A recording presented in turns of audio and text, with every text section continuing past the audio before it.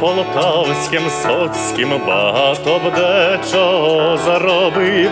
По берегах ходили б свині, а в річці галушки варив.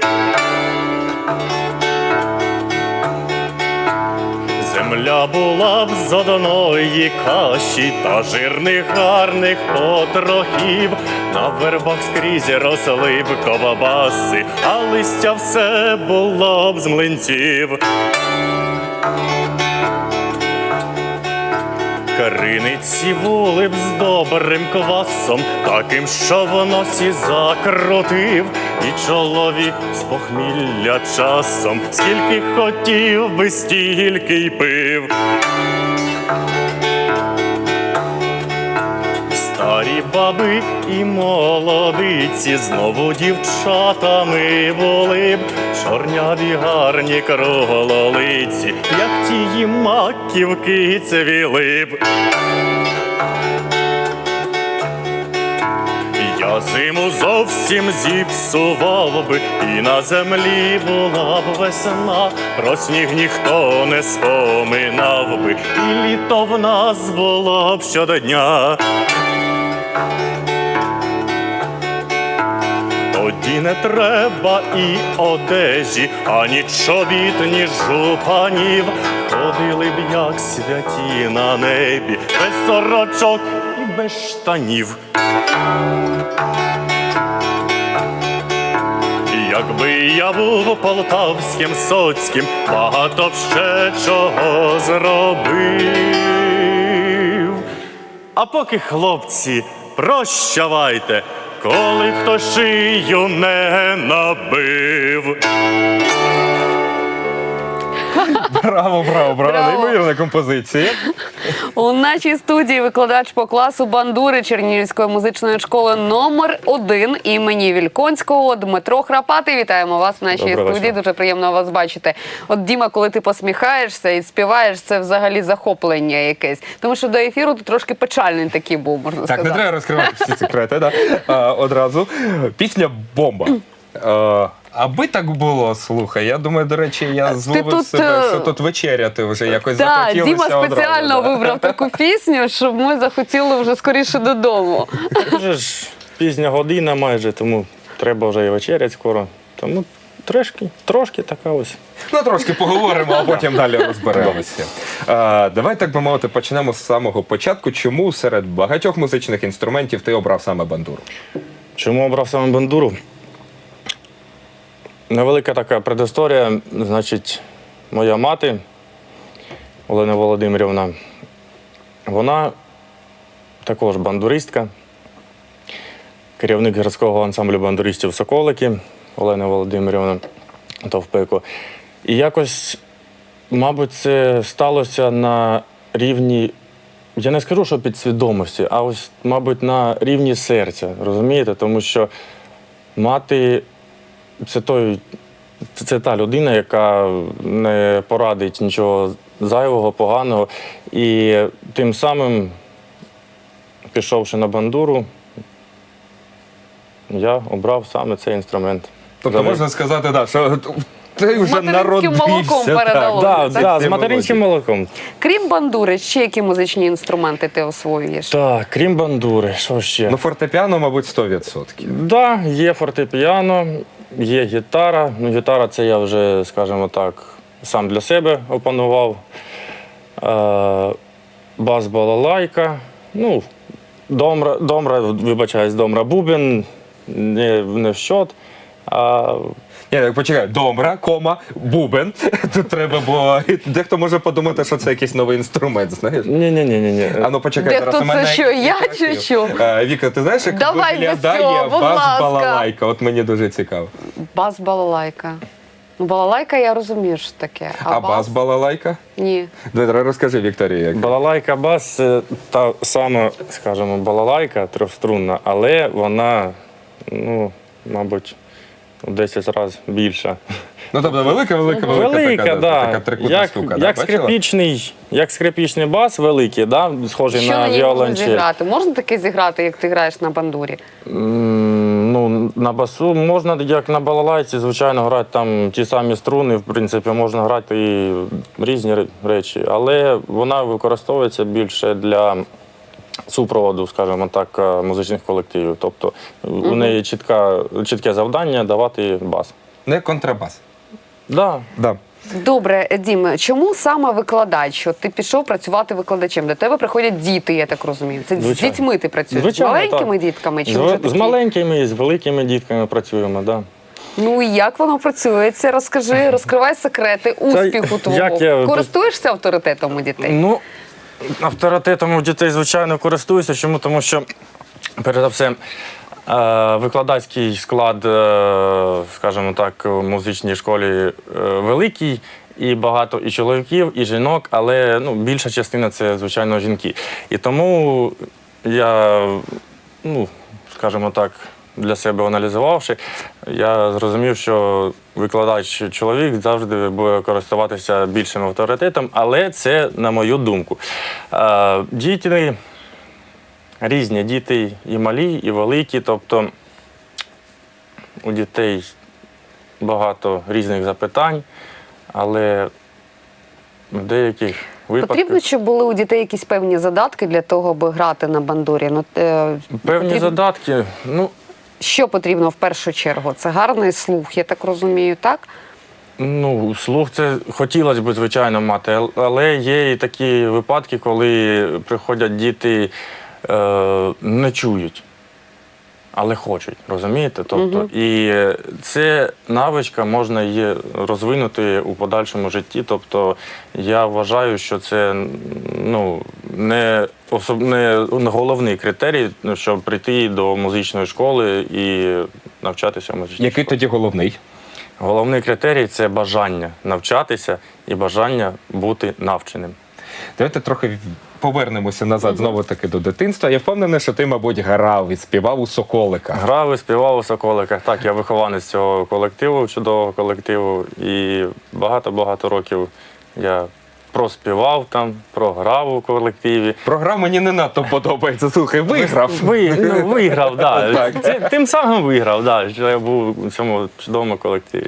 Скоса теж хлопці, підлітки не поглядували на тебе? Ти ж по блату, знаєш, ось ці всі нюанси. Чи не було такого? Блату, розумієте, дитинство – це така пора, всі друг на друга якось косо дивляться. Тобто, у тебе там тато, мати трошки краще, у мене ось такі тато і мати, тому це дитячі забавки, які були у минулому. Чи мав якісь певні привілегії за рахунок такої от родинної близості? Чи навпаки ще більше ганяла мама? Ви знаєте, привілегії, та не було привілегій. Чому не було? Тому що сідав, вчив, приходив, грав, здавав, тобто, може, хтось і думав, що якісь там привілегії. Блату як такого ніколи не було, тобто все своїм трудом, все своєю працею і більше нічого. Я просто чому заакцентував, завжди стереотипно всі вважають, то ж по блату, так далі. А от, власне, справжні педагоги своїх дітей ще більше муштрують, я сам декілька разів таке бачу. І критикують, і там вилітає. Як ти ставився до критики? Була ж критика зі сторони мами, так? Звичайно, була критика зі сторони мами, зі сторони вчителів. І критика ця буде і надалі.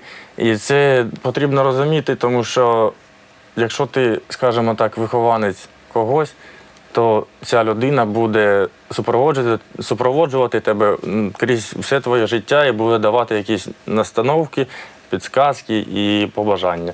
І тому я не вважаю, що це погано не критикувати людину, а підказувати щось їй.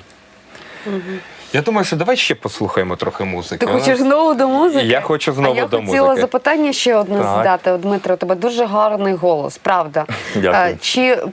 Давай його почуємо. Не мав би ти бажання десь, я не знаю, спробувати себе? Хто про що? Я про талант-шоу. Про талант-шоу. Спробувати себе. Була така колись мрія була, та й вона десь і залишилася, але не така вже явна. Була мрія виступити на великій сцені, така як на великих Телевізійних шоу ти Да, маєш на увазі, так? телевізійних. В Палаці Україна, так? Ну, Палац Україна Наприклад. Це взагалі мрія, да, мрія. Якщо сольний концерт якийсь, ну до цього треба досить довго і кропітлива багата робота. Але була така мрія і залишається. Це, мабуть, в той період, я не пам'ятаю, по-моєму, Україна має талант. Був Так, був. Да, Ярослав бандурист. Джусь. Так. Ярослав Джусь. Да. Тобто ти на нього дивлячись собі планував, бо це я непогано виглядав би на тій сцені, так? Ну чому?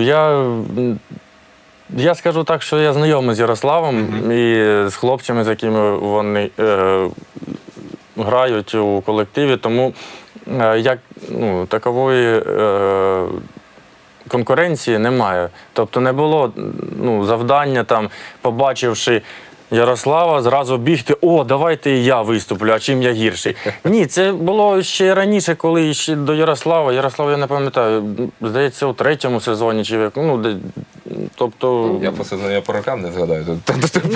Я також не буду казати, але я ж кажу, немає такої потреби, щоб побачив все і пішов. Тобто, для когось це стало великим вирішальним моментом, що побачивши, ось Бандура вже у медіа, Бандура вже на вустах, на слуху.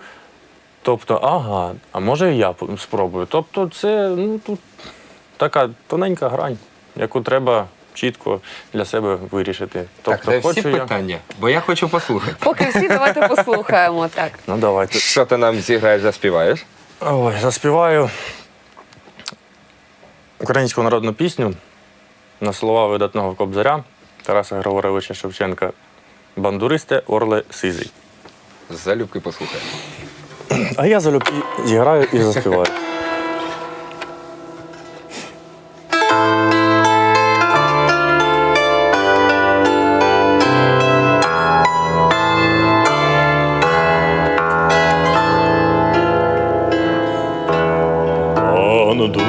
Бандуристе, орле сизий, добре тобі, брате, маєш крила, маєш силу, є коли літати, маєш крила, маєш силу, є коли літати. Тепер летиш в Україну, тебе виглядають, полетів би за тобою, та хто ж привітає?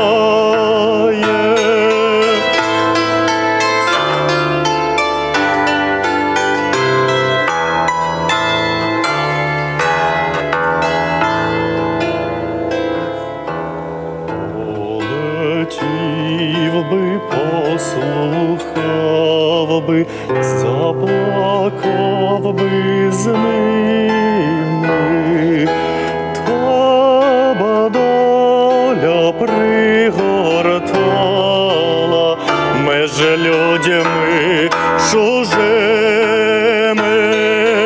та ба доля пригортала меж людьми чужими, там повіє буйнесенький, як брат заговорить, там широкім полі воля, там синєє море, там широкім полі воля, там синєє море.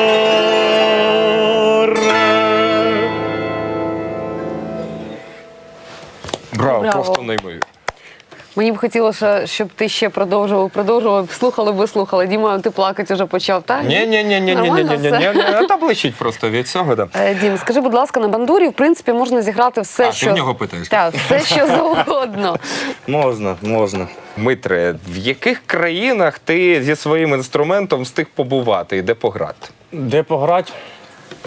Був ось не так давно, ось якраз ця світлина. Це Ну тут ти знаєш, місто, таке краєвид сильно не розбереш. Ось, будь ласка, це місто Мюнхен, Німеччина. Зі своїм інструментом, так, Знаєте, їздили. дуже схоже на Чернігів якось. Так. Їздили, працювали з хлопцем, так, заробляли на життя та і показували просто культуру нашого міста, нашої країни, наші інструменти. Їздили. Це ось у Китаї була зроблена світлина попередня.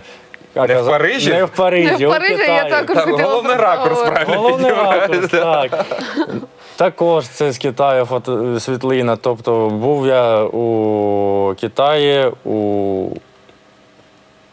Так, добре, нехай німці, ну це європейська ще культура, да. там зрозуміло, можливо, їм більш У Пекіні, ближче. да, у Так. Пекіні А був. от в Пекіні, як китайці ставляться до української бандури? Ой, ну там же ж розумієте, багато з в Росії багато людей. Заробітчан, заробітчани, да, музикантів, так. Багато. Я не кажу навіть зараз про музикантів, просто багато заробітчан, тобто з колишньої СРСР. Тобто люди ставляться особливо до бандури, у них очі, мабуть, наші 5 копійок, це нічого не сказати, розумієте? Не варті 5 копійок, нічого. Ну, я розумію, що не варті. Ні, ми жартуємо. 50 копійок. Да, ну. 50. По старій гривні, давай скажемо, Або оце старі велике. гривні, Да. да. Тобто люди там сприймають усі музичні інструменти дуже цікаво, дуже палко, і багато у них, у китайців, цих музичних інструментів, які, я вважаю, що не поступаються музичним інструментам усього світу. Тобто, буває, йдеш по вулиці, заходиш в якусь там крамницю, дивишся, така, наче дудка, а наче флейта. І таке щось згори такі, наче, як, не диня, а щось таке, гарбуз. Ага. І дивишся. На булаву трохи схоже. Да. І дивишся, а це музичний інструмент. Я, на жаль, не пам'ятаю, як він називається, але... Я думаю, навряд чи нам про щось скаже назва Взагалі не його, збираєш власне. ніякі такі цікаві музичні інструменти з різних країн світу, де ти буваєш? От деякі ж люди просто, знаєте, як на сувенір привозять і збирають, потім уже колекція виростає. Колекція, так, да, виростає колекція, але, Нічого такого немає нічого вдома. такого, да, надзвичайного немає. Чому? Тому що Любов до бандури, любов до це бандури, все, да, це все. Тобто ти колекціонуєш тільки враження. Колекціоную враження, да, світлини колекціоную і, як, мабуть, більша частина з нас колекціоную. Там, де я був, я обов'язково привезу магнітика з собою. Якась така маленька згадка про те місце, де я побував. Холодильника поки вистачає, бо я знаю людей, які кажуть, треба трохи холодильник купувати. Поки що вистачає, але, можливо, скоро прийдеться другий холодильник. А що робити? Про Німеччину, Так. про Мюнхен. Тобі Так. вдалося пограти як вуличному музиканту? Так, вдалося пограти як Ти брав якийсь спеціальний дозвіл, чи щось таке, чи просто сів і почав грати? Бо кажуть, за це штрафують. Брав спеціальний дозвіл. Ось ми їздили, я ж кажу, з хлопцем разом грати. Він грав на домрі, а я грав на бандурі. Ми ходили кожного дня у спеціально відведене місце, де сиділа така тьотя файна, дуже інколи зла, а інколи привітна.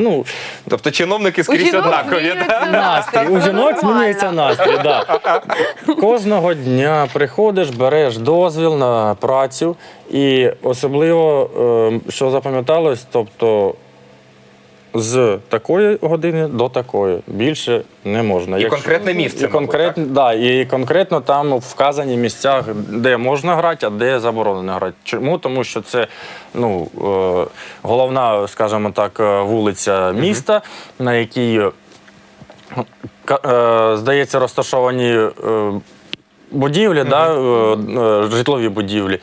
На перших поверхах магазини, а згори вже насамперед житлова будівля. Щоб не заважати людям. Звичайно. Як брати дозвіл? Тобто вона оцінює мистецьку складову? Звичайно. Тобто ви граєте? Да, ти приїздиш, перший раз приходиш в цю...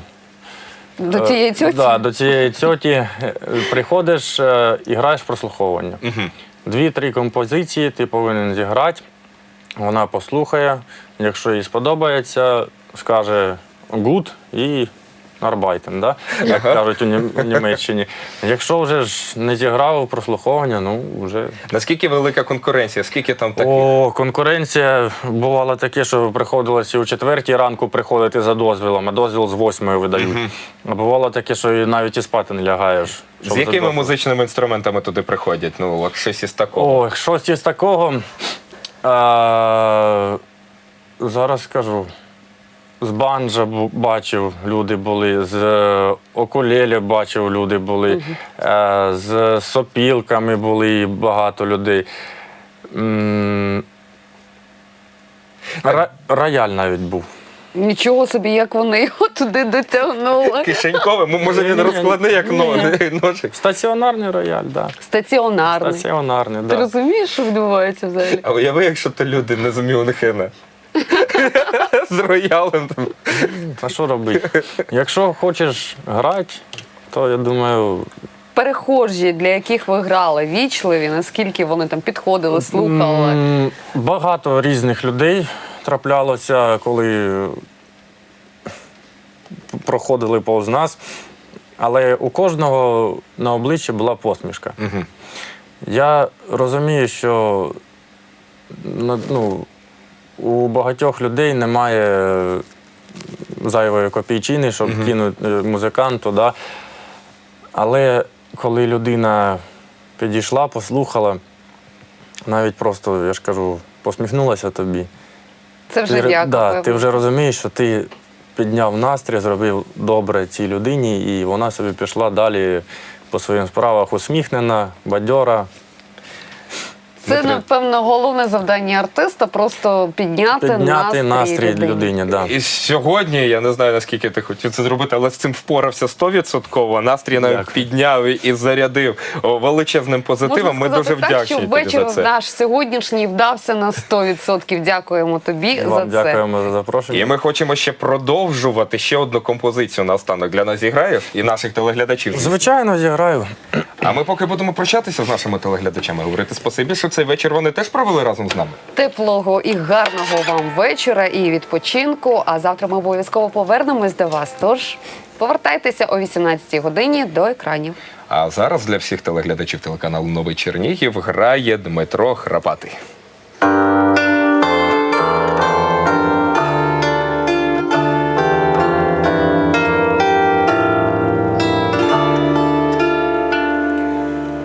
Взяв би я бандуру, та й заграв, що знав. Через ту бандуру бандуристом став.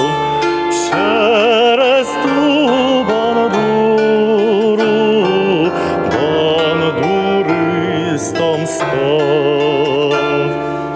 Та все через очі, коли б я їх мав. За ті карі очі душу б я віддав.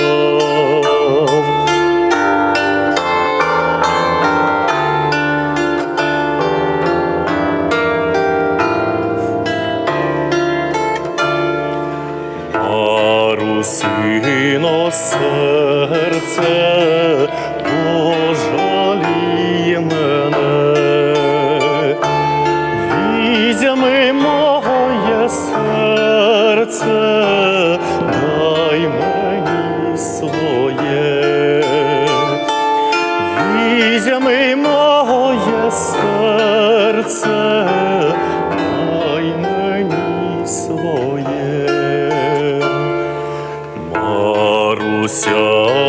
чув.